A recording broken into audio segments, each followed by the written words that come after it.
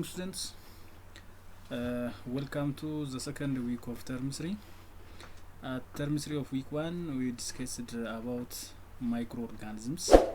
There are different variety of microorganisms, as some of example, bacteria, yeast, mold, protozoans, and so on. And we discussed previously about the benefit and harmful effect of those microorganisms. Finally, we discussed about the germ theory of disease, known as spontaneous generations and non-spontaneous generations. But in this week, in week 2 of term 3, we are going to discuss about a lot of things.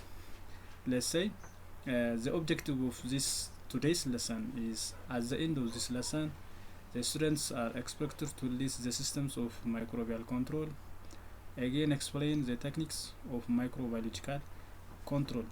Let's continue one by one. And the next part is one of the main core of the topic is microbiological technique. This type of technique is a system of controlling microorganisms, or it is a way of preventing the spread of microbes that leads to a disease, and also it's a method of reducing the number of microorganisms. This is one of the technique mainly applicable in the microbial body. So there are different mechanisms or techniques that are used to prohibit or inhibit the growth of microorganisms. The first one is disinfection, next sterilization, and finally pasteurization. Dear students, let's discuss one by one. The first type of microbial control is disinfection. In this topic, or in this part, we are going to discuss the meaning of disinfection and what are those disinfectants or chemicals that are mainly applicable for this process. Disinfection is the mechanism of elimination of pathogens or disease-causing microorganisms by using disinfectants. So called, as example, local areke or bleaching methods or bleaching agent, calcium hypochlorite, formalin, sodium hypochlorite, and so on. Those are one of disinfectants mainly applicable. Those disinfectants are chemicals that are used to kill the microbes on inanimate surface, whereas the opposite of disinfectant is antiseptics. Antiseptics are applicable on living tissue to stop the multiplications of or the growth of microorganisms. So the main difference between disinfectant and antiseptics are the surface where they are applicable. Disinfectants are applicable on non-living surface, whereas antiseptics are applicable on animate surface. Let's see some of examples of antiseptics like gentian violet, alcohol, areke, ethanol, or hand sanitizer. Now, at this time, we are going to use for coronavirus or COVID-19 hand sanitizer. This is one of antiseptics mainly they are used in our hands. And the effectiveness of disinfectants mainly depends upon one, the resistance of microbes. There are some microbes that have endospores or spores. If they have spore, they are capable of resisting disinfectant, time, pH, power of hydrogen, temperature, and the concentrations of chemicals, where firstly the chemical is manufactured in the industry. Those are the main criteria or requirements that are depends the disinfectant effectiveness. Where those disinfectants are applied, in home to clean the kitchen. They are applicable in the launders for clothes. What else? They are applicable again in the dairy and the food industries, on the utensils, on the floor and the rooms, and the toilet, the drinking water. Again, milk containing keepsakes, they are applied mainly in the food technologies industries. Remember that we cannot use disinfectants on people. Students, there are a lot of characteristics about disinfectants.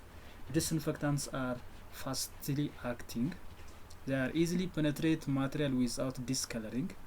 Disinfectants are effective against all type of infectious disease or infectious agent without destroying the tissue. and they are easy to prepare and stable on exposure to heat and the sunlight. And also they are mostly not unpleasant to work with. This is one of some of the pictures that shows disinfectant or chemicals which are taken from your textbook. The second type of microbial control is sterilization. I hope you are with me. What's sterilization? Sterilization is the total destruction or the total removal of microbes. There are different methods of sterilization. These are, the first one is autoclave.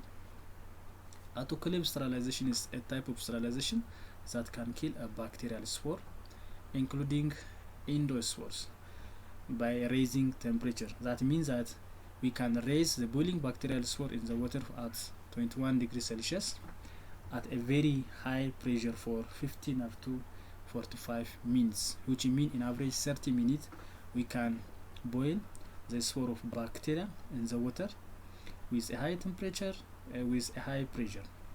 Let's say some of a bacteria that contain endospores are Clostridium bacteria, which leads to Clostridium tetani. Clostridium tetani is a causative agent that leads to tetanus. Hepatitis virus, those have spores that are capable of resisting high temperature. Remember that water boils at 100 degrees Celsius for 10 minutes. When you can compare autoclave sterilization with that of the boiling point of water. The second type of sterilization is dry heat sterilization. This type of sterilization of bacterial spore for a higher temperature and for a longer time, which is directly proportional. Time and the temperatures are directly proportional. This is why bacterial spores does not die at lower temperature. Dry heat sterilization is applicable at 160 degrees Celsius for 2 hours. It is advantageous type of sterilization due to a non-rusting of instruments. The third type of sterilization is moist heat sterilization. Moist heat sterilization is killing the vegetative part of microbes by boiling 60 degrees Celsius for 5 to 10 minutes in water. Moist heat. This type of sterilization is disadvantageous due to the resistance of endospores of bacteria. This means that the temperature is low. Again, it is the time taken to kill bacteria is also small.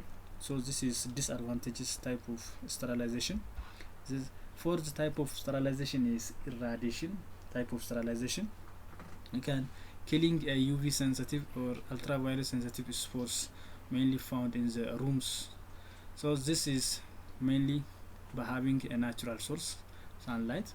And the last type of sterilization is chemical sterilization. We can use chemical sterilization on the food, on the instrument and apparatus using chemicals like ethylene oxide. This is one of all about the second type of microbial control. Students, now we come to the last topic of this lesson. The third type of sterilization, type of microbial control, is pasteurization. Pasteurization is a method of killing pathogens by heating for a certain time, which is followed by rapid cooling. This is originally designed by Louis Pasteur, one of scholar. It prevents the milk and the wine from becoming sour. This type of method doesn't kill all bacterial cells because the inactive bacterial cells with spores will survive and they will be able to grow later. Dear students, now we finished today's lesson. Today I think we are going to discuss about a microbial control. There are 3 main microbial controls, which are disinfection, sterilization and pasteurization. The target of these all microbial methods are used to inhibit or reduce the number of microorganisms. This is all about. So if you have any question, you can ask whenever we meet for next time. Thank you for your attentive listening. Bye bye.